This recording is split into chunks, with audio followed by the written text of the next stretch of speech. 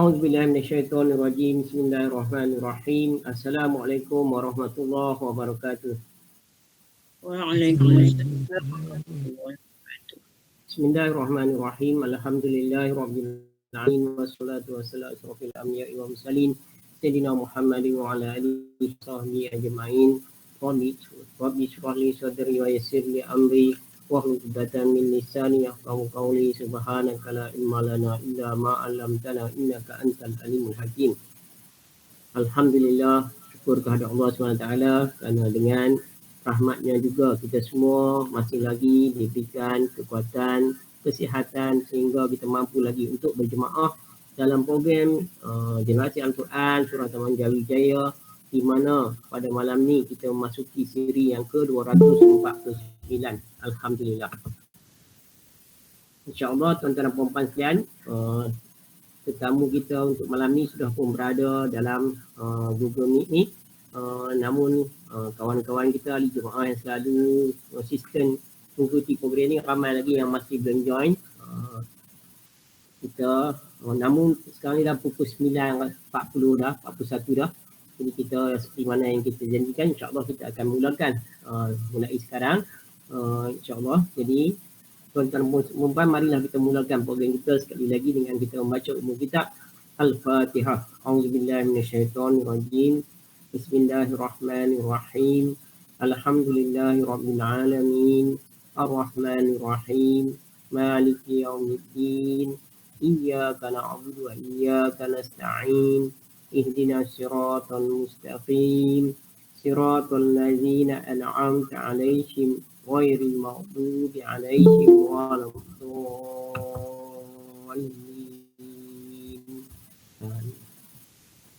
Tuan-tuan dan puan-puan sekalian, meneruskan lagi program pada malam ni, itu siri yang ke-249. Alhamdulillah, pada malam ni tetamu kita ataupun guru kita pada malam ni tidak lain tidak bukan adalah Ustaz Muhammad Hafiz bin Jasmi daripada Padang Serai, Kulim, Kedah. Sekolah daripada Padang Serai, Kulim, Kedah, akan bersama kita pada malam ni, tinggal di Kulim. Merupakan anak anda kepada Puan Hajar Zaitun Osman kita. Jadi Puan Hajar Zaitun buat dia dalam bersama-sama.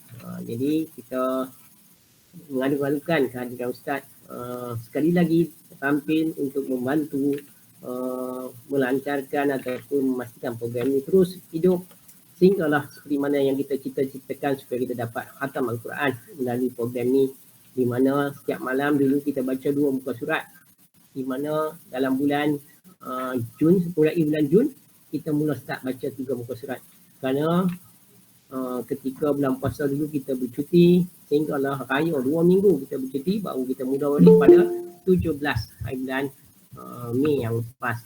Jadi untuk memastikan program kita berjalan seperti mana yang kita rancang sehingga kita akan tamat nanti sebelum hari raya haji. Jadi kita tak mau cuti dah, kita akan raya, kita akan tamat 3 hari lagi sebelum raya haji, kita akan insya-Allah khatam Al-Quran. Jadi untuk tujuan tersebut kita mulai bulan 6 sehinggalah khatam nanti kita akan baca 3 muka surat setiap hari. Jadi pada malam ni kita akan terus kalian lagi membaca Al-Quran, di mana pada malam ni Ustaz akan mendengarkan bacaan Al-Quran kepada kita dan kita akan ikut bersama di rumah masing-masing secara maya insya-Allah. Jadi pada malam ni kita akan baca pada muka surat 501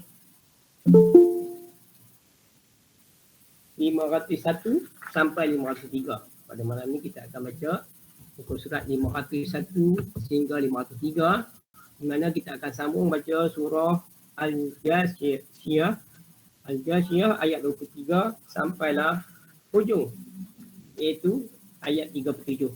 Kemudian kita akan sambung dengan surah Al-Ahqaf ayat 1 sampai ayat yang ke-14. Alhamdulillah. Jadi selesai saja Ustaz memperdengarkan bacaan ayat-ayat yang berkenaan, insya-Allah saya pula akan bacakan terjemahan dalam bahasa Melayu ayat yang kita baca. Selepas tu saya akan serahkan balik majlis ini kepada Al-Fadhil Ustaz untuk tazkirah ataupun penyampaian ilmu kepada kita dalam slot full 10 kita, iaitu kuliah jam 10 kita. Kalau tuan pun pastikan, kalau tuan-tuan dah bersedia, tuan-tuan boleh buka muka surat 501 dan dengan ini saya silakan Al-Fadil Ustaz Muhammad Hafiz Jahmi yang merupakan guru dan juga imam kami yang terlibat dengan tadarus selalu dulu ketika berada di Taman Jawijaya. Inilah kami punya penaktif kami untuk tadarus setiap malam bulan Ramadan. Jadi silakan Al-Fadil Ustaz Muhammad Hafiz bin Jasmi. Bismillahirrahmanirrahim. Assalamualaikum. Jadi sebelum kita baca tu, lagi kalau yang tahu lah. Takut ada yang tak tahu lagi. Surah Ahqaf lagi, kalau kita berhentilah banyak ayat tu panjang tu, tengok ayat nombor 4 Sat. Surah Ahqaf tu, tengok ayat nombor 4 Sat. Kita berhenti baca tu Sat lagi.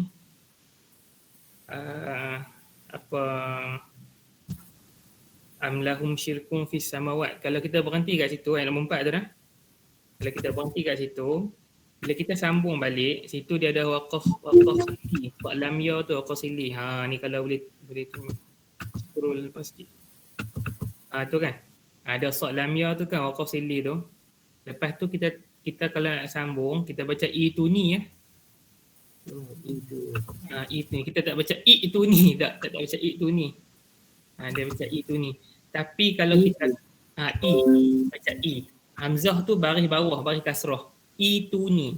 Dia tak baca itu ni. Tapi kalau kita sambung lagi, kalau ayat ni panjang kita tak sambung lah. Tapi kalau ada nafas panjang sambung tu dia baca ti tu ni lah. Dia tak baca ti tu ni. Tu je lah.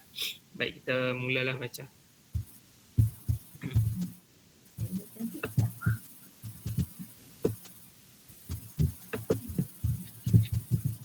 Bismillahirrahmanirrahim. Bismillahirrahmanirrahim. Alhamdulillahi rabbil alamin. Ar-Rahmanir-Rahim. Maliki yaumiddin. Iyyaka na'budu wa iyyaka nasta'in. Ihdinas siratal mustaqim.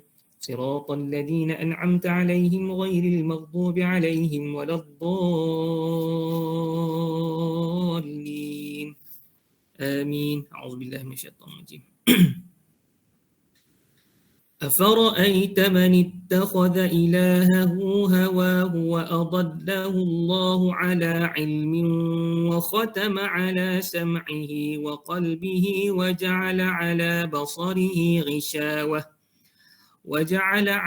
بصره غشاوة فمن يهديه من بعد الله أفلا تذكرون وقالوا ما هي إلا حياتنا الدنيا نموت ونحيا وما يهلكنا إلا الدهر وما لهم بذلك من علم إن هم إلا يظنون وإذا تتلى عليهم آياتنا بينات ما كان حجتهم إلا أن قالوا ائتوا بآبائنا إن كنتم صادقين قل الله يحييكم ثم يميتكم ثم يجمعكم إلى يوم القيامة لا ريب فيه ولكن أكثر الناس لا يعلمون ولله ملك السماوات والأرض ويوم تقوم الساعة يومئذ يخسر المبطلون وترى كل أمة جاثية كل أمة تدعى إلى كتابها اليوم تجزون ما كنتم تعملون هذا كتابنا ينطق عليكم بالحق إنا كنا نستنسخ ما كنتم تعملون فأما الذين آمنوا وعملوا الصالحات فيدخلهم ربهم في رحمته ذلك هو الفوز المبين وأما الذين كفروا أفلم تكن آياتي تتلى عليكم فاستكبرتم وكنتم قوما مجرمين وإذا قيل إن وعد الله حق والساعة لا ريب فيها قلتم ما ندري ما الساعة إن نظن إلا ظنا وما نحن بمستيقنين وبدا لهم سيئات ما عملوا وحاق بهم ما كانوا به يستهزئون وقيل اليوم ننساكم كما نسيتم لقاء يومكم هذا ومأواكم النار وما لكم من ناصرين ذلكم بأنكم اتخذتم آيات الله هزوا وغرتكم الحياة الدنيا فاليوم لا يخرجون منها ولا هم يستعتبون فلله الحمد رب السماوات ورب الأرض رب العالمين وله الكبرياء في السماوات والأرض وهو العزيز الحكيم بسم الله الرحمن الرحيم حميم تنزيل الكتاب من الله العزيز الحكيم ما خلقنا السماوات والأرض وما بينهما إلا بالحق وأجل مسمى والذين كفروا عما أنذروا معرضون قل أرأيتم ما تدعون من دون الله أروني ماذا خلقوا من الأرض أم لهم شرك في السماوات ائتوني بكتاب من قبل هذا أو أثارة من علم إن كنتم صادقين ومن أضل ممن يدعو من دون الله من لا يستجيب له ومن أضل ممن يدعو من دون الله من لا يستجيب له إلى يوم القيامة وهم عن دعائهم غافلون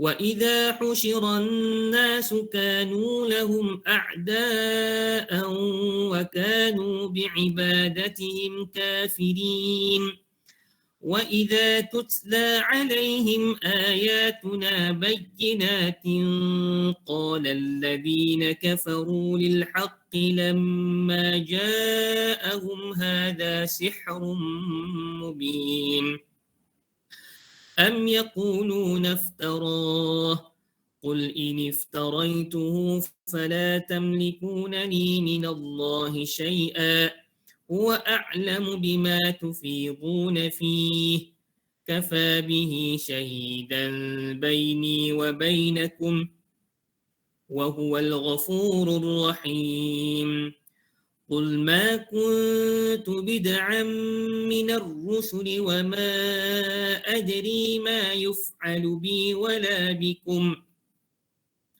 إن أتبع إلا ما يوحى إلي وما أنا إلا نذير مبين قل أرأيتم إن كان من عند الله وكفرتم به وشهد شاهد من بني إسرائيل على مثله فآمن واستكبرتم إن الله لا يهدي القوم الظالمين وقال الذين كفروا للذين آمنوا لو كان خيرا ما سبقونا إليه وإذ لم يهتدوا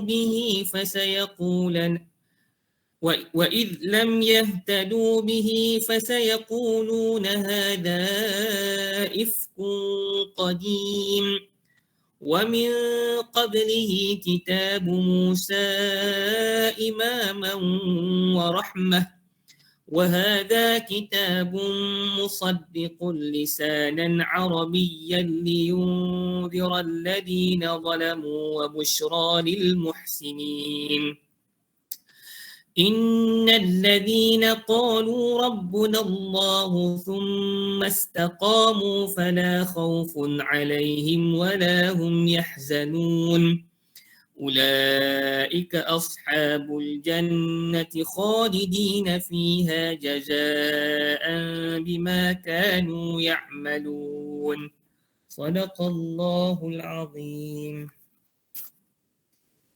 Sadaqallahul azim. Subhanallah, alhamdulillah, Allahu akbar.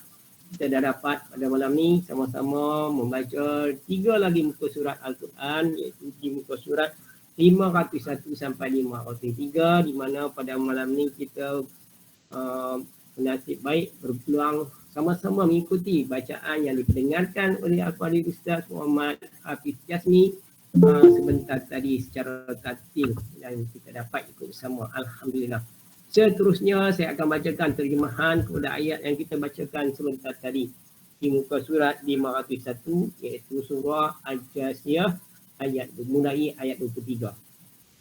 A'udzubillahi minasyaitonirrajim. Aku mohon perlindungan Allah dari syaitan yang terjam.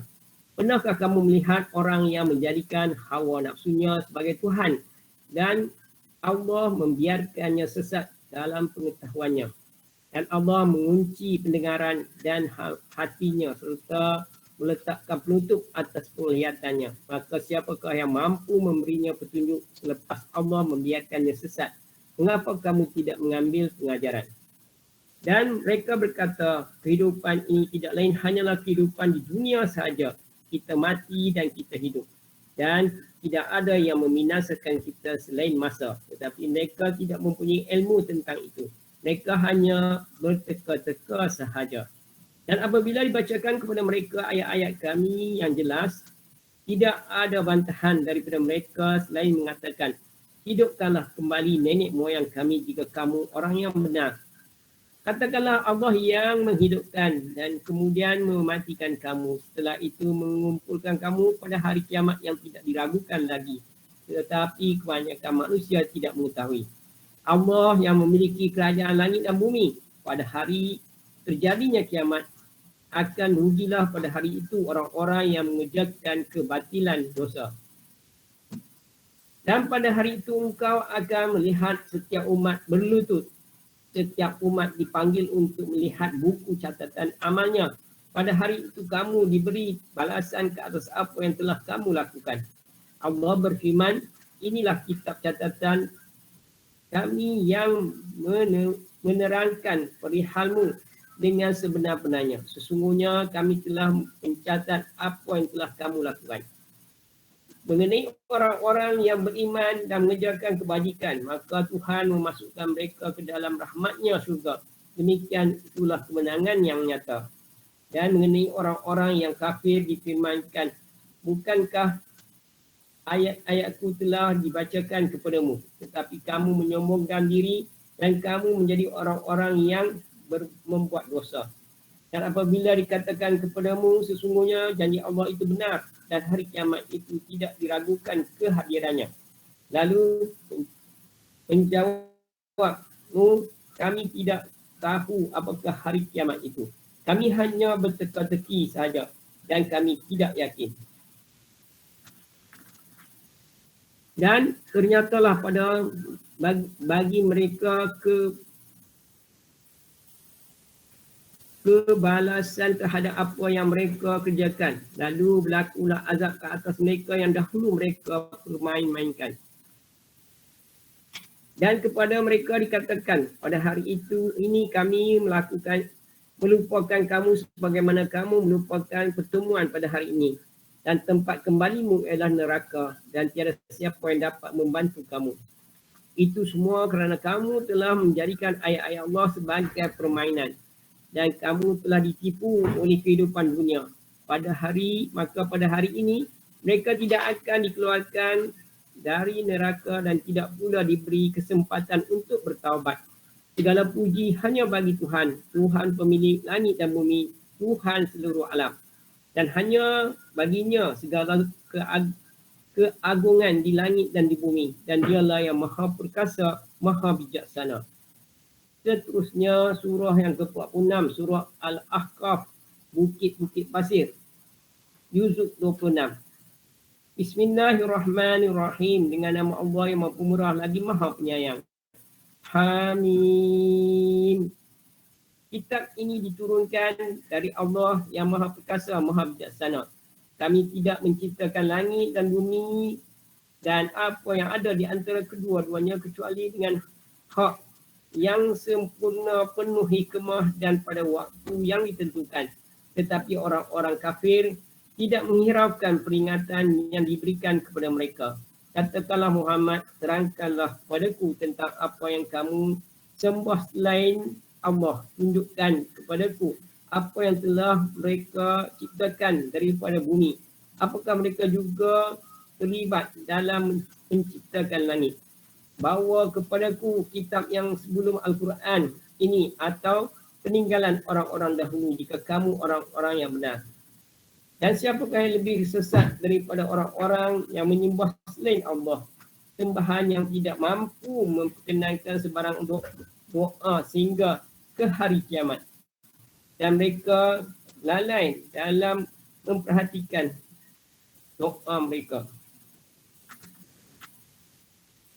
Dan apabila manusia dikumpulkan pada hari kiamat, sembahan-sembahan itu menjadi musuh-musuh mereka dan mendustakan pemujaan-pemujaan yang mereka telah lakukan.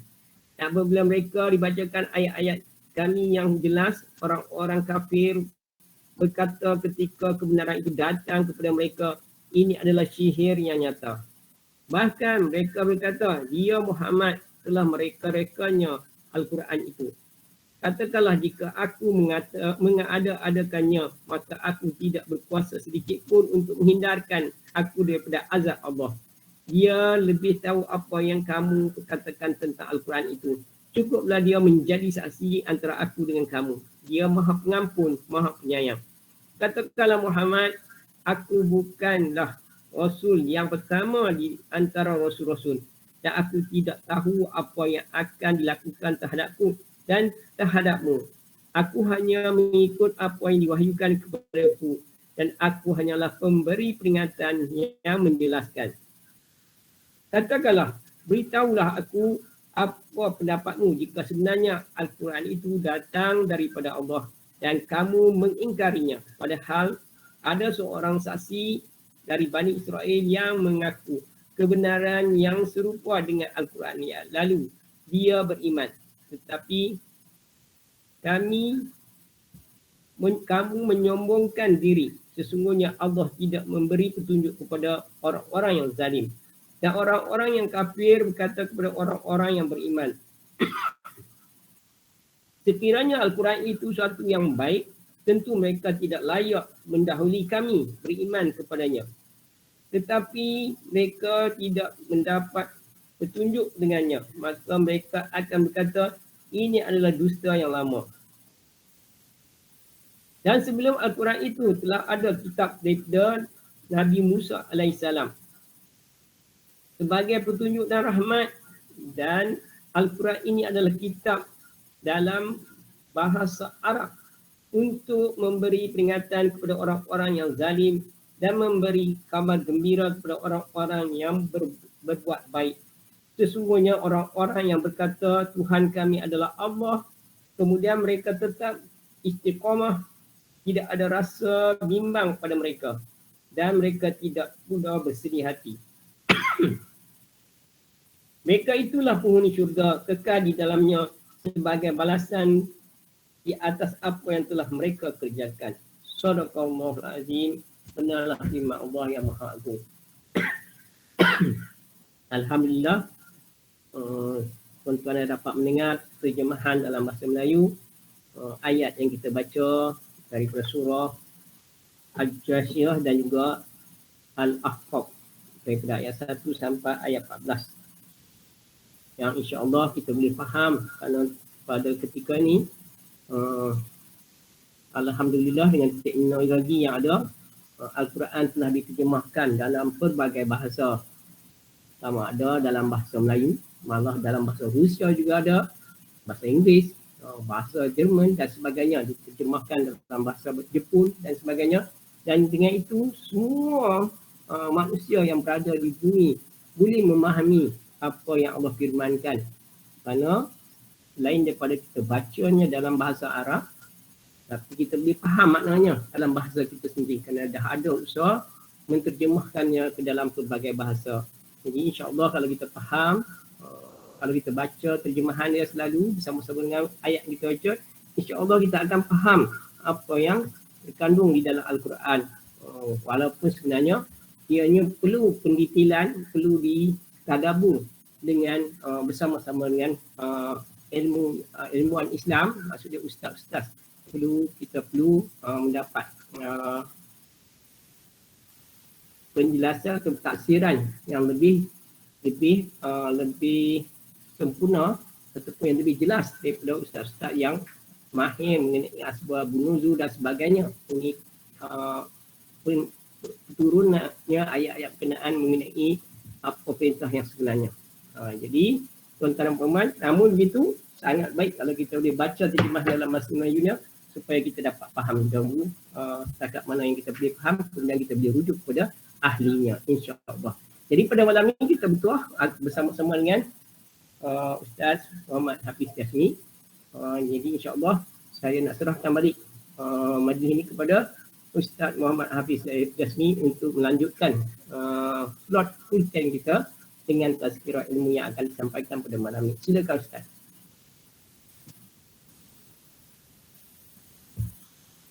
Baik, terima kasih kepada pengurusi majlis tetap kita, Cikgu Abdul Rahim.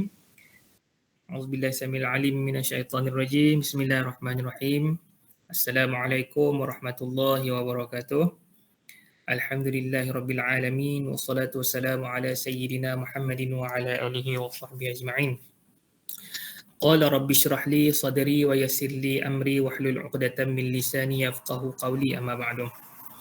Jadi alhamdulillah kita bersyukur dan kita sentiasalah panjatkan kesyukuran pada Allah Subhanahu Wa Taala kerana Allah Subhanahu Wa Taala masih lagi mengekalkan kita dalam Islam. Walaupun kita tak tahu iman kita tu sebesar mana, sebanyak mana, nak kata setebal tu rasa macam tak gamak, tapi nak kata senipih pun lagi tak gamak lah. Tapi Allah Ta'ala kekalkan kita dalam Islam. Hikmah dia Allah Ta'ala kekalkan kita dalam Islam ni supaya kita ni sentiasa memohon pada Allah Subhanahu Wa Ta'ala supaya kita dijauhkan daripada api neraka Allah Subhanahu Wa Ta'ala. Hak ni dengar macam kita kata macam simple kan, macam mudah sentiasa memohon. Antara kita nak memohon syurga Allah Subhanahu Wa Ta'ala ni dengan nak memohon dijauhkan daripada neraka Allah ni, dia adalah lebih aula ataupun lebih utama kita memohon untuk dijauhkan daripada neraka Allah Subhanahu Wa Taala. Pasal apa? Selagi mana Allah Subhanahu Wa Taala mengizinkan kita ni dikekalkan dalam Islam, kita ni kekal sampailah kita sakaratul maut tu, kita boleh mengucap, kita boleh, kalau tak mengucap pun kita boleh kata Allah tu, insya-Allah lah kita mati sebagai Islam, kita pergi sebagai orang Islam, kita akan masuk juga syurga. Kita akan masuk juga syurga. Cumanya, ada cuma kat situ lah. Bila kita mati sebagai Islam, kita pergi kita meninggal sebagai Islam, meninggalkan dunia fana ni sebagai Islam, sama ada kita nak masuk syurga tanpa hisap ke, ataupun kita nak masuk syurga juga hisap dulu ke, ataupun kita nak masuk neraka dulu ke baru masuk syurga. Sebab tu kita ni diberatkan untuk memohon dijauhkan Allah Subhanahu Wa Taala daripada neraka, daripada kita minta syurga dan tak boleh minta syurga. Dalam doa yang disarankan oleh Nabi Muhammad SAW, doa waktu kita baca dalam bulan Ramadan yang lepas ni, kan kita baca Allahumma inna nas'aluka ridhaka wal jannah.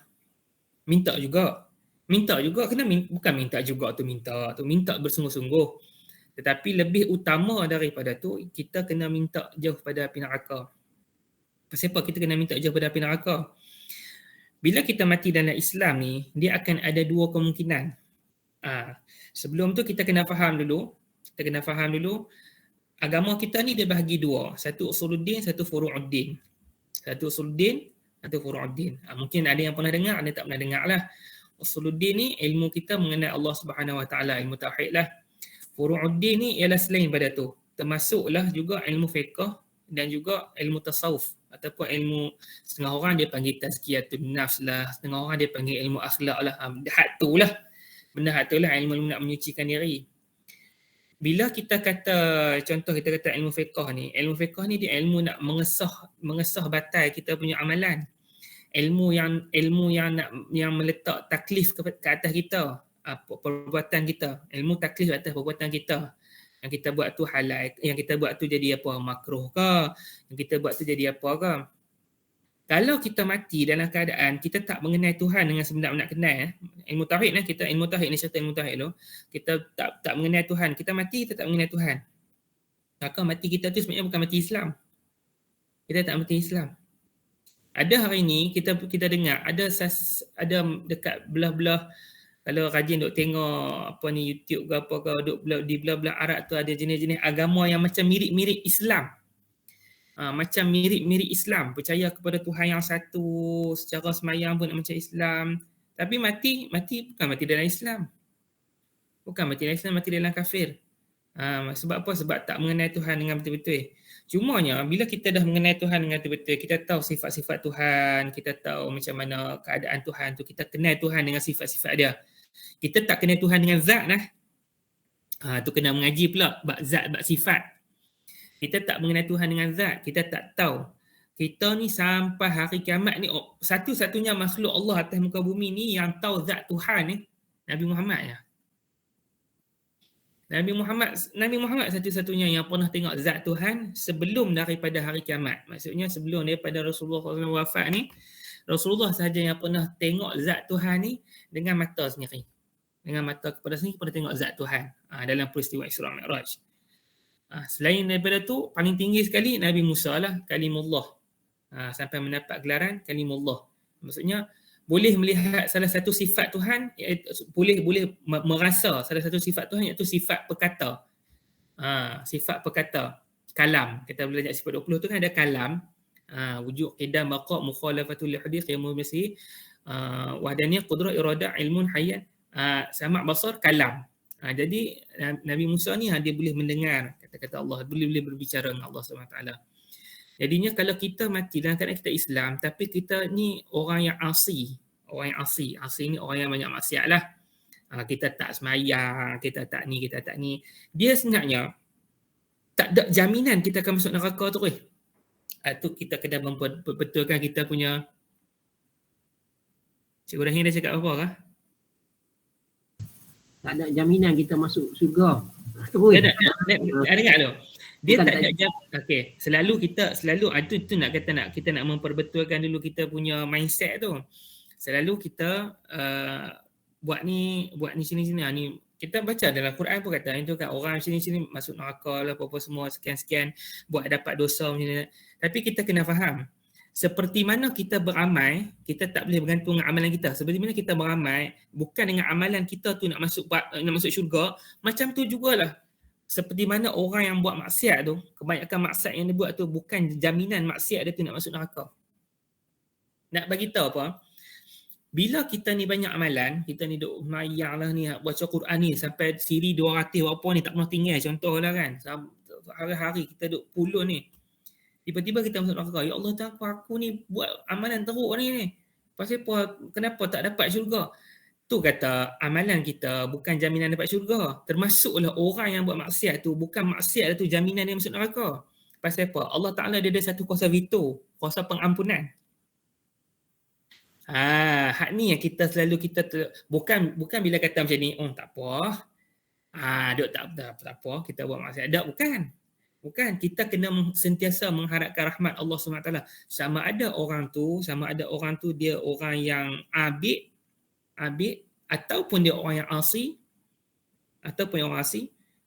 kita ni kena sentiasa mengharapkan rahmat daripada Allah Subhanahu Wa Taala supaya Allah Taala kurniakan kepada kita syurga dia. Sebab syurga tu hak dia.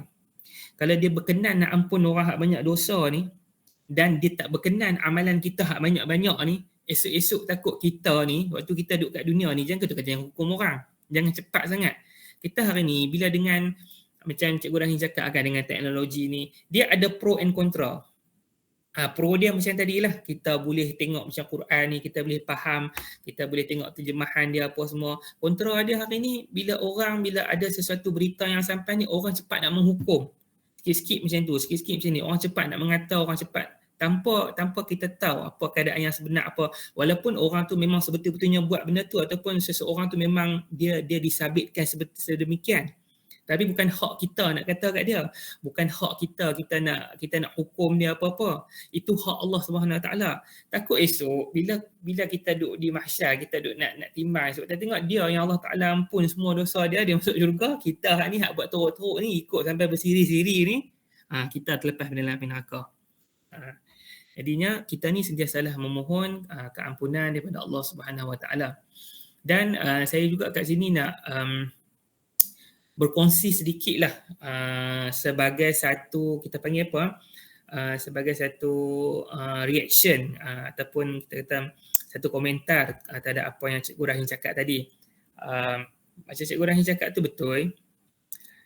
Cuma saya nak bagi kita kata apa, kita kena ada satu mindset supaya kita tak tersasar. Dengan macam Cikgu Rahim kata, dengan kemajuan teknologi ni, saya setuju bila kita kebanyakan bahan-bahan digital ni, terutamanya yang melibatkan, saya tekan yang melibatkan terjemahan Al-Quran. Yang melibatkan terjemahan Al-Quran. Tak kiralah dalam bahasa apa sekalipun, membuatkan kita mudah untuk tengok apa yang diterjemahkan secara bahasa. Yang diterjemahkan secara bahasa. Itu kena faham. Terjemahan. Sebab di sini dia ada dua benda yang kita kena faham. Terjemahan dengan tafsir. Okay? Terjemahan tafsir. Untuk menjaga kita punya fikiran kita, okay, supaya kita ni tak tersesat dalam menuntut ilmu. Tak salah kita nak menuntut ilmu ni kalau kita nak baca dulu. Contoh kita ambil macam kaedah Imam Syafi'i pun, dia menghafal dulu kitab Muwatta' Imam Malik tu sebelum pergi berguru dengan Imam Malik. Waktu dia pergi berguru dengan Imam Malik tu, dia dah hafal dah kitab tu. Kita tak mungkin lah kita nak hafal tafsir Quran sampai satu Quran tu, tak mungkin lah kan. Kita nak hafal terjemahan tu. Cumanya sewaktu kita baca terjemahan tu, kalau contoh saya beritahu, kalau terjemahan tu berkaitan dengan kisah, contoh dalam cerita kisah surah Yusuf. Surah Yusuf tu cerita Nabi Yusuf kan. Cerita daripada Nabi Yusuf tu adik-beradik dah bawa pergi kena makan serigala lah apa, sampai bawa pergi ke Mesir cerita dengan Zalikha lah apa, kena fitnah sampai jadi raja Mesir kan. Hak tu tak apa. Sebab apa? Hak tu cerita. Cerita ni dia tak ada penafsiran sangat. Dia tak ada sangat penafsiran. Dia macam cerita. Dia cerita, dia sebuah kisah. Cumanya bila kita baca terjemahan, ingatlah terjemahan. Terjemahan. Kita dok pergi beli contoh macam yang nipis-nipis tu kan, ataupun sekarang ni ada Al-Quran tagging kan, yang ada terjemahan kat tepi tu kan. Satu terjemahan bukan tafsir. Kita kena berhati-hati supaya kita tak membuat komentar sendiri, walaupun kita macam contoh kita baca kita dalam hati ataupun dalam fikiran kita tahu rupanya di situlah di mana iblis dan syaitan akan memainkan peranan dia. Kita pernah dengar kan, orang yang mengaji tanpa berguru, dia mengaji dengan syaitan, di situlah dia punya peranan dia. Dia nak menyesatkan orang ni macam-macam. Kalau orang yang rajin buat maksiat, dia bisik suruh buat maksiat. Kalau orang yang rajin mengaji macam yang ada dalam ni, dia akan bisikkan, baca ni, baca. Oh, yang ni yang sebenarnya ya Allah Ta'ala nak abad kat kamu ni. Kita mulalah kita buat penafsiran sendiri. Di situlah bahayanya. Sebabnya, untuk seseorang ni dia boleh tafsir Al-Quran. Saya bagi contoh macam Syekh Azhar yang sebelum ni, Syekh Tantawi tu, sebelum dia wafat, dia telah meninggalkan satu tafsir yang berjumlah 10,000 muka surat. Beza antara mufassirin, kita panggil istilah orang yang boleh menafsir Al-Quran ni, kita panggil mufassirin lah. Amalan antaranya Ibnu Katsir, kan dia ada tafsir Ibnu Katsir, Jalalain, tafsir Jalalain, banyaklah tafsir. Antara orang yang boleh menafsir Al-Quran kita panggil dia mufassirin. Perbezaan mufassirin dengan mujtahid dalam ilmu fiqh. Contoh macam Imam Malik, Imam Syafi'i, perbezaannya seolah-olah senipih kulit bawang. Dia sangat macam tak boleh nak beza. Sebab apa? Untuk seseorang tu dia boleh tafsir Quran, dia memerlukan ilmu alat yang sama seperti mana orang yang boleh jadi buka mazhab ni. Dia kena pandai bahasa Arab. Bahasa Arab tu dia ada banyak cabang-cabang pula. Nahwu, soroh, badi', bayan lah apa semua. Baru dia boleh tafsir. Jadi bahaya kepada kita apabila kita membaca tu kita membuat komentar sendiri. Itu agak sedikit bahaya. Cuma kalau kita membaca tu, sebaik-baiknya, paling baik sekali macam kita dekat dalam alam Melayu ni, ulama kita ni dah sebenarnya kalau kita mengaji ikut dia punya orang kata apa step dia tu, ulama Melayu ni dah mengarang satu kitab tafsir. Sebenarnya ada satu lagi, tapi yang mudah untuk peringkat kita ni ada satu kitab tafsir yang sangat sesuai untuk orang Melayu, tafsir Nurul Ihsan. Itu pun walaupun dia ditulis dalam tulisan Jawi, itu pun kena mengaji lah. Pasal apa kena mengaji? Di sana ada beberapa dhabit yang perlu kita tulis supaya dia menguatkan isi dalam tafsir tu. Contoh kita baca ayat. Saya bagi contoh kita baca ayat. Ala bidzikrillah tatma'innul qulub. Tatma'innul ke tatma'innah? Kita ingat saya pun. Nanti tengok tolong betul lah. Baris saya tak ingat. Dengan mengingati Allah tu akan menenangkan hati. Lah ni kita kata kita duk baca Quran hari-hari. Padahal duk serabut ke? Hutang tu lah. Ni rumah tak habis bayar lagi. Kereta pula. Tiba-tiba pula ada orang berlanggar tenerih tepi lah apa. Hati tak tenang juga. Kita duk berzikir, duk selawat. Hati tak tenang juga. Tapi ni Quran kata. Dengan mengingati Allah ni sama ada kita berzikir, baca Quran, hati kan tenang. Tapi tak tenang juga. Pasal apa jadi macam tu? Quran kata macam tu. Tiba-tiba tak jadi macam tu kat kita. Di situ dia ada satu kaedah penafsiran lain. Kita kena baca dengan kaedah ilmu usuluddin. Dengan mengingati Allah, dan dengan kehendak Allah akan menenangkan kita. Bukan dengan Quran, kita baca Quran ataupun dengan zikir tu, dengan amalan zikir tu, amalan tu yang akan tenangkan kita. Bukan dengan amalan membaca Quran tu, amalan tu yang akan bagi menenangkan kita. Macam kita, bagi contoh mudah, macam kita pening kepala, cari Panadol. Pening tak hilang juga. Heran siapa pening tak hilang Makan lagi 2 biji, 4 biji dah, tak hilang-hilang. Bukan Panadol tu nak bagi ni. Allah Ta'ala yang nak bagi hilang pening tu. Macam tu juga bila kita baca Quran, ada ayat-ayat tertentu, tambah-tambah ayat yang berkaitan dengan ayat hukum. Kat sana ada istimbat lah ni. Jadi benda tu dia rumit. Cumanya dekat sini, saya bukanlah nak mematikan minat seseorang tu. Saya pun baca juga. Cumanya dekat sini, kita kena berhati-hati supaya kita tak membuat satu conclusion sendiri. Kita tak buat satu conclusion. Bila kita baca-baca tu, kadang-kadang kita fikir kan. Bila kita mesti akan fikir macam, otak dia bergerak. Rupa-rupa. Bila rupa-rupanya tu dia sudah ada masalah. Mungkin kita punya pemikiran kita, apa yang akal kita tu fikir berkenaan ayat tu, mungkin betul. Mungkin betul itu persentage dia sangat sikit lah. Mungkin salah tu banyak. Mungkin salah tu banyak lah. Cumanya terjemahan ni bagus, bagus supaya kita tahu apa isi yang nak disampaikan dalam Quran. Sebab dalam Quran tersebut, apabila kamu berselisih tentang sesuatu, farudduhu ilallah wa rasulih. Maksudnya kembali kepada Allah, kitab Allah, dan kepada Rasulnya, hadis Nabi SAW. Masuk kembali kepada Allah dan kembali dekat situ yang kata ada penafsiran tu. Bukan bila ada perselisihan kita pun tengok selak Quran. Buat apa kita boleh buka kerti selimut hukum? Kembali kepada Allah Rasul, kembali kepada ulama. Betul lah juga macam Cikgu Rahim kata tu, ada betul. Kita kena kok mana pun bila kita ada apa-apa kita kena tanyalah. Kita kena tanyalah kepada guru-guru yang muktabar. Jangan tanya saya tak reti. Sagi jangan nak tanya pelik-pelik, saya tak reti nak jawab. Dia tanyalah, sebab dalam Quran pun dia kata fas'alu ahla dzikri. Orang hari ni dia banyak fas'alu Syekhul Googli. Memang masalah lah. Bila fas'alu Syekh Al-Google. Itu memang masalah lah. Dia tidak salah kita nak mencari maklumat. Dia masalah bila kita tak ada penapih. Kita ni tak ada penapih. Penapih tu apa? Ilmu asas. Ilmu fardu ain yang asas. Ilmu fardu ain asas. Fardu ain kita tak lepas lah kita banyak. Saya nyari pun tak fardu ain bukan lepas lagi ni. Bukan lepas lagi. Banyak benda kalau orang tanya tu tak boleh jawab. Macam kita lah. Banyak benda bila kita semayang tak tahu lah macam mana nak buat. Tu maksudnya tak lepas lagi tu fardu ain tu. Tu baru buat semayang. Okay. Yang ni sebagai kita kata apa? Saya nak kata apa? Sebagai komentar je lah. Supaya kita berhati-hati. Tak salah. Kita buat apa pun benda yang mendatangkan manfaat ni tak salah. Cuma kita jangan tertipu dengan iblis. Dia ni hidup lama daripada kita.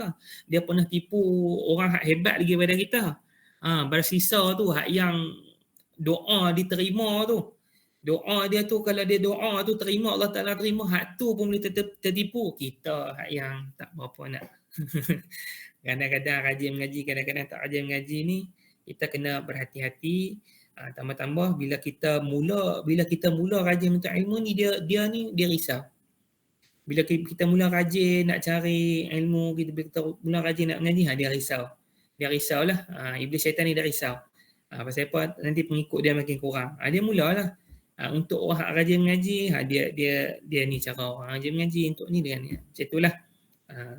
Jadinya saya ingat itulah kot. Dan nasihat saya kepada jemaah sekalian, kalau kita tak mampu pun nak baca Al-Quran ni, macam kita kata nak khatam selalu khatam kerak, dan 2-3 bulan khatam, kita perbanyakkan. Sebab dalam banyak anjuran Nabi Muhammad SAW ni, Nabi Muhammad menganjurkan kita perbanyakkan membaca Al-Quran. Bukan mengkhatam, sebab bukan semua orang dia mampu nak khatam Al-Quran. Bukan kata zaman kita, pada zaman salaf lagi, zaman salafus soleh lagi. Bukan semua orang boleh ada kemampuan, kemahiran untuk, maksudnya dia boleh reti baca dengan mampu baca tu lain. Reti baca ni macam kita semua lah boleh lah baca.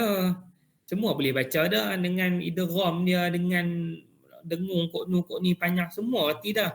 Nak mampu baca tu, nak boleh baca. Kalau kita tak mampu nak baca secara konsisten hari-hari, muka-muka, kita perbanyakkan. Maksudnya kita carilah satu-satu surah amalan. Saya ni tak ada nak menyarankan surah apalah. Surah tu lah. Surah Kahfi, banyak baca surah Kahfi. Kita akhir zaman ni banyak baca surah Kahfi. Banyak baca surah Al-Mulk. Sebab kita kalau tak mampu ni, kita memperbanyakkan membaca Al-Quran. Tu je lah.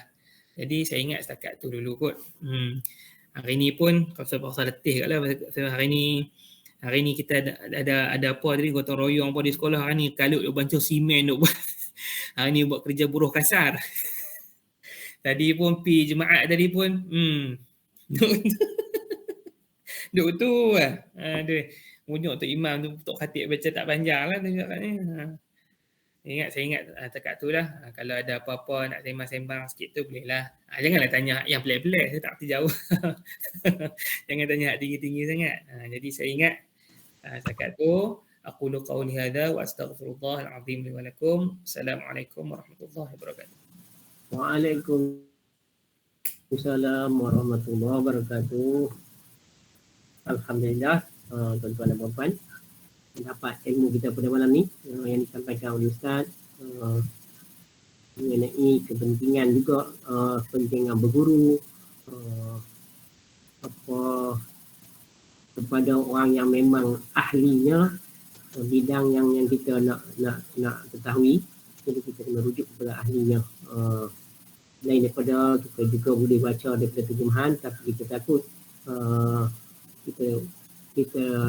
kita tidak ada ilmu untuk menafsirkan dia. Jadi kalau perlukan penafsiran dia, kalau rasa tak jelas, jadi kita perlu berguru, mencari guru di mana yang disebutkan. Jadi tuan-tuan dan puan-puan sekalian, perbanyakkan baca Al-Quran. Ini Ustaz kata tak spesifik nak khatam, nak apa berlumba-lumba untuk khatam. Kita boleh menjadi memilih untuk membaca Al-Quran dengan memperbanyakkan Al-Quran dengan mengulangi, mungkin mengulangi surah-surah yang sama setiap hari kan. Jadi maksud dia memperbanyakkan baca Al-Quran, maksud dia memang kita membaca ayat-ayat Al-Quran, bukannya semestinya daripada muka surat pertama kita mesti setiap hari sambung sampai muka surat yang ke-604 untuk khatam Al-Quran. Tetapi kita boleh mengulang-ulang surah-surah tertentu sehingga mungkin sampai kita mampu hafal pula, lagilah baik insya-Allah. Tapi maksud dia jangan tinggal baca Al-Quran setiap hari. Jadi tuan-tuan dan puan-puan, silakan. Saya rasa Puan Hajar Sabiah tu bersemangat nak apa tanya Ustaz soalan yang susah-susah ni. Silakan Puan Hajar Sabiah. Terima kasih Tuan Haji Rahim. Assalamualaikum Ustaz. Waalaikumsalam. Ustaz, saya nak tanya. Kita tengok ada orang yang orang kata yang sakratul maut tu, dia boleh orang kata mengucap dengan elok. Tapi setengah-setengah tu langsung tak boleh nak mengucap. Pada saat-saat nak habis nyawa tu. Macam mana keadaan orang yang tak boleh nak mengucap tu? Adakah dia nak cakap pun tak rasa masalah nak cakap? Adakah dia mati dalam keadaan kafir ke ataupun macam mana tu? Tak gamak nak cakap pun sebab kata dia orang Islam. Tapi orang kata nasib kita lah kan, rezeki kita. Ada orang yang memang boleh lancar aja. Nak habis umur hayat dia tu dia boleh baca boleh lafaz elok. Ada langsung tak sebut pun. Macam mana yang tak boleh tu Ustaz? Masih Ustaz? Okay. Dia bukan kata bila dia tak mengucap, dia tak kata la ilaha illallah. Sampai satu tahap ulama kata sampai kira dia tu. Kira dia bukan, kita tengok macam ni kan, macam selalu dalam filem lah, dalam filem. Kita jarang ada waktu sakaratul maut, betul tak? Kecuali ahli keluarga. Betul tak? Kita jarang lah ada. Lalu kita dok tengok, kalau dalam filem hebat lah. Asyhadu, bukan dia lah. Waktu nak mati tu nak boleh asyhadu tu, nak semua. Asyhadu tu bukan dia lah, bukan dia. Nak kata la tu pun, kalau boleh kata Allah.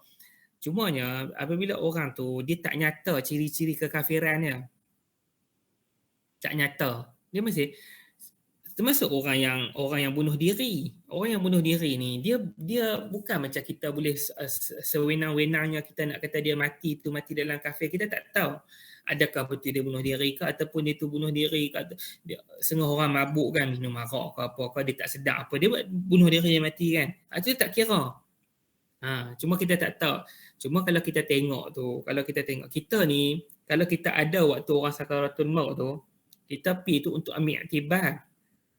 Kita pergi tu pertama sekali kita tu untuk ambil iktibar daripada sakaratul maut ataupun daripada kematian orang. Kita ambil iktibar. Dan bukan urusan kita macam inilah, bukan urusan kita untuk nak tetapkan sama ada dia tu macam mana tu dia jadi fitnah kepada kita lah. Jadi fitnah bukan kepada dia, jadi fitnah kepada kita. Fitnah kepada kita ni macam mana? Bila kita tengok sesuatu tu nampak macam bercanggah ataupun nampak macam salah. Nampak macam benda tu salah kan. Macam ni macam tak mengucap pun, tak dengar pun, contoh lah kita contoh. Dia jadi fitnah pada kita. Dia jadi fitnah pada kita, tak tahu. Dia tu waktu tu Allah Ta'ala dah bagi rahmat apa ke apa, dia dah selamat lepas dah. Kita ni hidup ni macam tak lepas lagi. Yang tu lah saya boleh bagi tahu. Sebab bab sakaratul maut ni dia bukan kita nak nilai semata-mata daripada zahir dia mengucap tu. Cumanya dalam tempoh dia nak sakaratul maut, contoh macam orang yang mati meninggal, sebab tu kita disunatkan tu sebelum tidur kan kita kena baca apa ni qul huwallah, kita baca apa ni, kita mengucap dulu apa semua kan. Dia sama macam tu. Contoh kalau orang yang dia mati sakit sebab sakit lama kan, dia sakit lama. Saya tak ingat, saya pernah dengar tu. Dia sakit lama, katakan dalam satu tempoh tu dia mengucap, dia pun tahu dah sebenarnya orang yang nak mati ni dia tahu kan, dia mengucap. Katakan dia mati esok. Dalam tempoh tu dia tak cakap apa. Dia kira dia dah mengucap dah tu. Dia dah mengucap dah. Dalam satu tempoh tu dia dah mengucap dah. Tapi dia sebab dia sakit lama, katakan malam tu dia tak tidur lah, dia tak tidur. Lepas tu dia mengucap siap. Lepas tu dia meninggal. Lepas tu meninggal tu mungkin kita ada dalam tu kita tak dengar dia kata la ilaha illallah ke Allah ke apa ke. Dia dah dikira dah mengucap dah. Sebelum ni, cuma yang eloknya waktu kita dekat, kita panggil apa, goroh-goroh tu ni, bila sampai sini goroh-goroh ni kan, nyawa kan dia ada bunyi macam bunyi orang macam dia ada bunyi dia tu, dia tu bunyi orang nak mati tu, tang situ kita punya ujian tu nak sebut tu. Tapi bila kita dengar tak sebut tu tak boleh hukum, kita tak boleh hukum. Kita bukan boleh hukum dia Islam tak Islam. Kita kena tanggungjawab kita bila dia dah meninggal macam tu, kita kena menguruskan cara Islam. Itulah. Wallahu a'lam. Terima kasih Ustaz.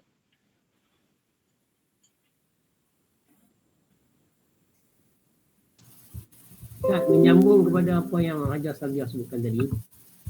Kalau kita berjumpa benda-benda macam tu, nampak contohnya tadi kita meninggal tak dengar dia mengucap, tak dengar dia sebut Allah, ataupun apa benda-benda lain yang kita rasa tak macam bercanggah bercanggah dengan apa kita punya agama ni, bolehkah kita lepas tu keluar daripada rumah tu pergi cerita tadi aku duduk kan waktu dia nazak tadi nampak macam ni kita buka cerita pula di luar. Macam mana Ustaz? Lagi tak boleh. Itu kira buka aib. Itu kira buka aib. Tambah orang tu dah tak ada kan. Kita buka aib dia dah tak ada. Dia tu tak ada apa dah. Dia tak ada apa dah. Kita lah nak tangguh, nak minta maaf tak boleh lah, teruk dah. Esok nak kena pergi merangkak cari dia kat Padang Mahsyar pula. Satu hal cerita pula. Tambah lah kita saya kat sini saya nak bagi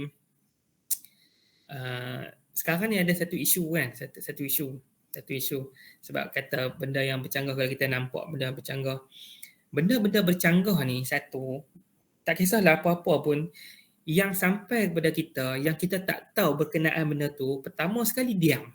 Tu ya. Pertama sekali diam. Sebab tu saya kata hari ni dengan kemajuan teknologi ni, walaupun dia ada kebaikan, tapi keburukannya kita cepat sangat menghukum. Saya sebut kat sini lah, kita dengar bahawa ni ada satu kes di Kedah ni berlaku. Di Kedah ni melibatkan satu kumpulan orang, ada satu video, satu kumpulan orang, mereka orang kata apa, berbuat sesuatu lah di Gunung Jerai. Ada kot dengar kot, dengar. Jadi orang hari ni bila saya tengok, orang cepat sangat nak menghukum tanpa tahu apa-apa. Maksud saya tanpa tahu apa-apa bukan tahu cerita. Saya tengok pun saya tahu dah benda tu tak ada. Sebenarnya kalau betul-betul kita tahu hukum, tak ada benda yang bercanggah pun. Tak ada benda yang bercanggah pun. Orang pun tanya Ustaz Azhar sampai 2-3 kali. Ustaz Zahid pun kata, nak semayang apa kat gunung? Nak semayang kat Gunung Kinabalu boleh? Nak kat mana pun boleh, tak ada masalah. Tapi benda bila bercanggah dengan apa yang kita tahu, pertama sekali diam. Jangan cepat sangat kita nak buat komentar, jangan cepat sangat kita nak hukum orang tu sekian, orang ni buat amalan apa, ni salah lah apa salah. Silap hari bulan esok bila ada klarifikasi macam mana, dia betul, kita salah. Kita tak pergi jumpa dia dah. Kita tak tahu dia duduk tak mana. Kita dah pergi jumpa dia, pergi minta maaf, tak ada. Dosa kita tergantung dari tu dengan manusia. Dengan Allah Ta'ala tak apa. Bila kita tak apa tu bukanlah tak apa. Maksudnya dengan dosa dengan Allah Ta'ala ada jalan. Kita boleh minta ampun, ada jalan. Dosa dengan orang. Saya duk tengok kan, bila baca tu kita rasa macam terasa, bukan terasa, kita rasa macam sedih. Orang ni dia cepat sangat nak menghukum. Cepat sangat nak kata. Nampak sesuatu benda bercanggah kan, cepat sangat nak bercerita. Nak macam tahu segala-galanya. Benda kalau kita tak tahu, mula-mula sekali diam. Diam dulu. Diam. Masa tak tahan sangat, tanya. Rasa-rasa macam, tak boleh simpan hati lama-lama ni duduk fikir, nak makan, duduk fikir, mereka ni buat betul. Padahal tak ada kena-mengena dengan kita pun. Bukan kita pergi buat apa benda tu. Apa salah dengan kita.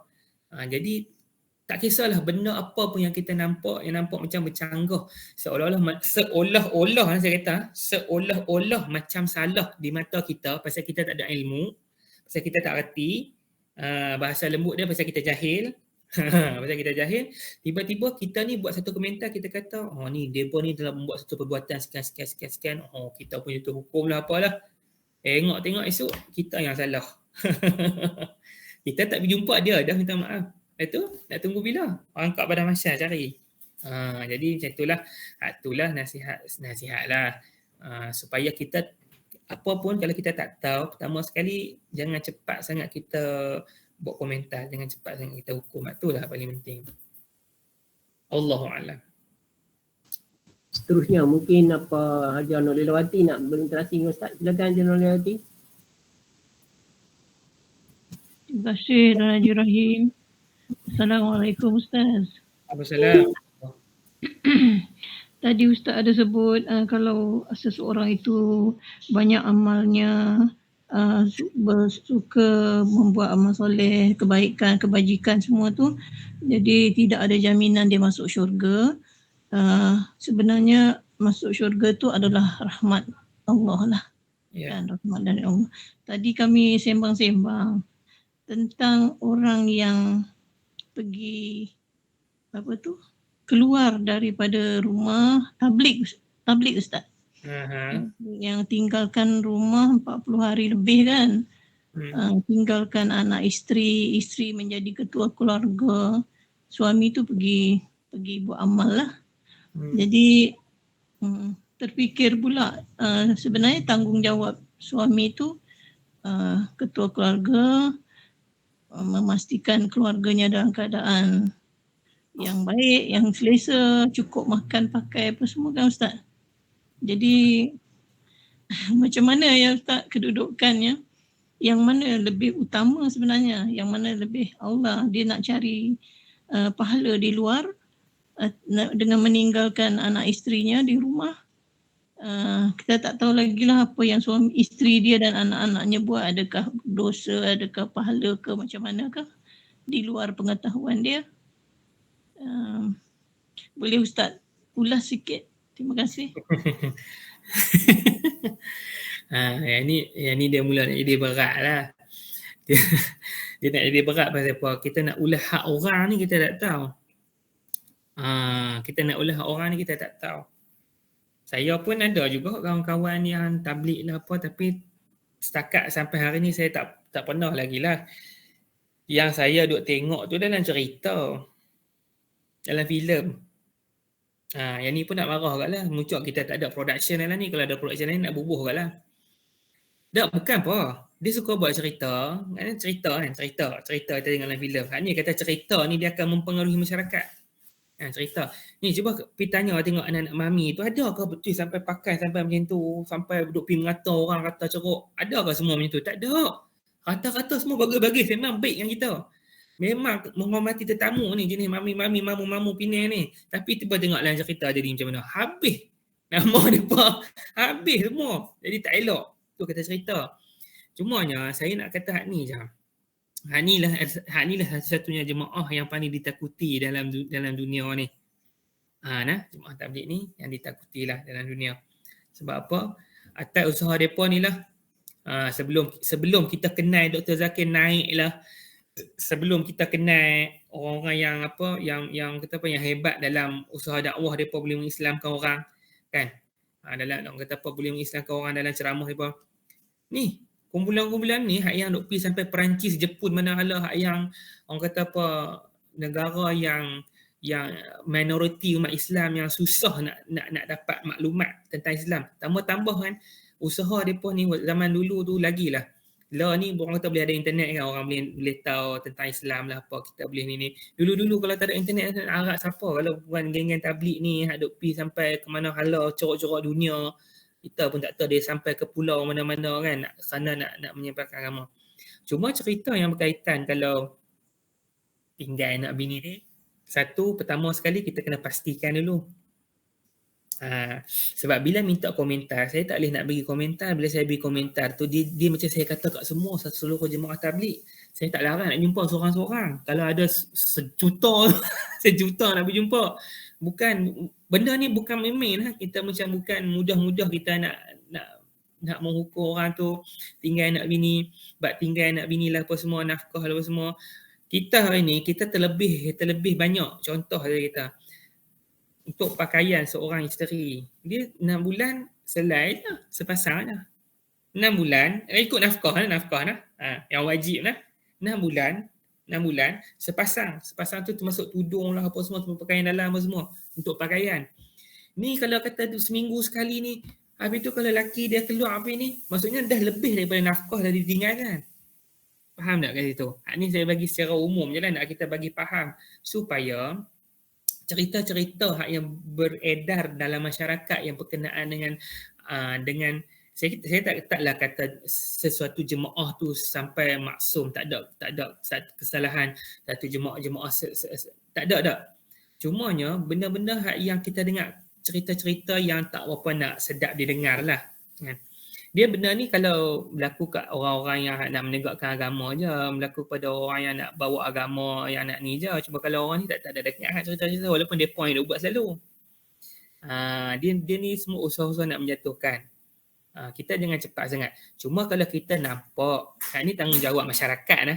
Ni saya cerita.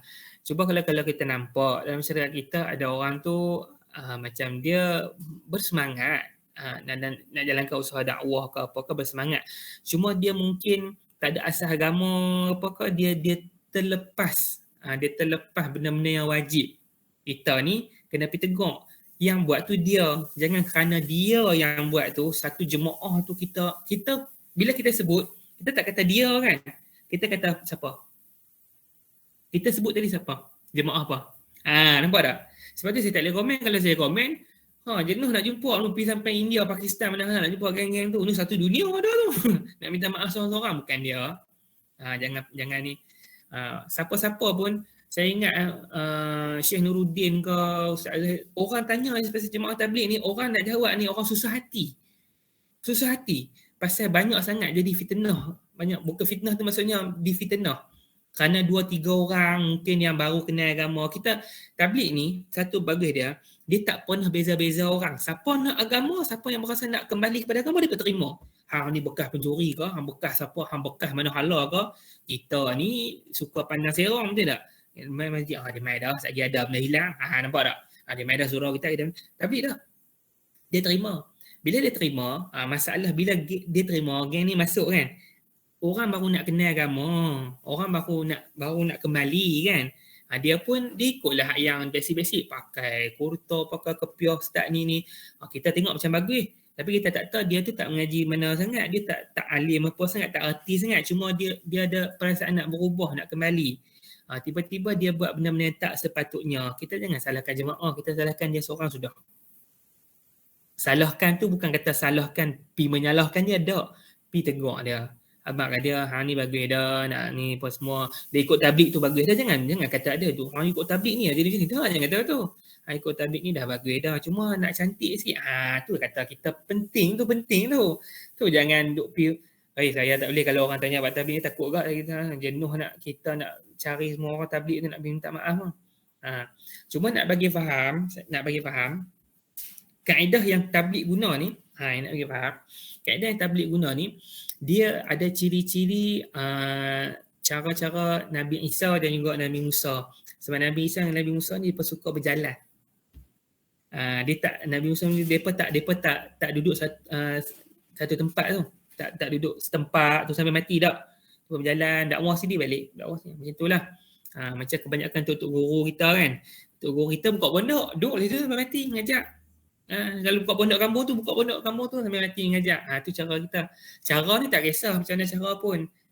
Asalkan tujuan kita tu, cara kita tu betul apa semua, tak salah syarak apa semua. Janganlah kerana 2-3 orang tu hak yang kita kata apa, sebenarnya depa ni pun baru lagi kan. Sah-sah depa tu pakai kurta tu, pakai ni, kita pun tengok tabligh ni orang buat tak betul, tak boleh lah ni tu. Seelok-eloknya saya tak mau ni lah, tak mau ni. Saya ingat tu je lah saya boleh kata lah. Allah a'lam. Baik, terima kasih Ustaz. Alhamdulillah, rasanya dah lebih daripada waktunya dah. 10.50 Ustaz. Ustaz pun kata letih tadi. Bantu simen semua. Dahsyat ni. Sekolah Ustaz buat projek zakat ni. Dah cuti ni. Ini dengan PIBG sekali lah ni.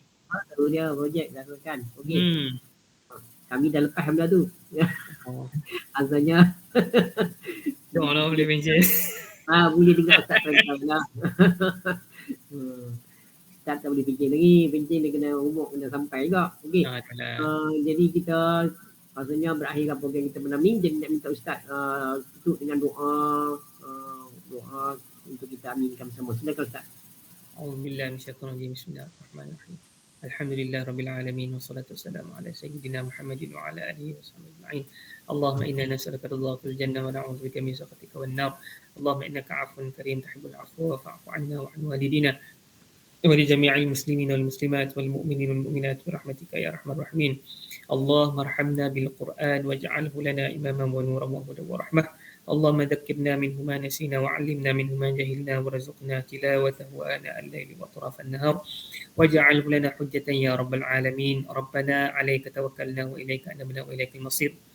ربنا لا تزغ قلوبنا بعد إذ هديتنا وهب لنا من لدنك رحمة إنك أنت الوهاب. ربنا افتح بيننا وبين قومنا بالحق وأنت خير الفاتحين. ربنا آتنا في الدنيا حسنة وفي الآخرة حسنة وقنا عذاب النار. وصلى الله على سيدنا محمد وعلى آله وصحبه وسلم. الحمد لله رب العالمين. تقبل الله منا ومنكم. Minna wa minkum taqabbal ya karim. Amin amin ya rabbal alamin. Tuan-tuan dan puan, program kita berakhir sini. Jadi kita tutup dengan tasbih Al-Quran dan suratul As. Subhanakallahumma bihamdik asyhadu an la ilaha illa anta astaghfiruka wa atubu ilaik. Bismillahirrahmanirrahim. Wal 'asr innal insana lafi khusr illa allazina amanu wa 'amilus shalihat wa tawasaw bil haqq wa tawasaw bis sabr. Wabillahi taufiq wa hidayah. Wassalamualaikum warahmatullahi wabarakatuh. Terima kasih Ustaz. Terima kasih semua. Waalaikumsalam warahmatullahi wabarakatuh.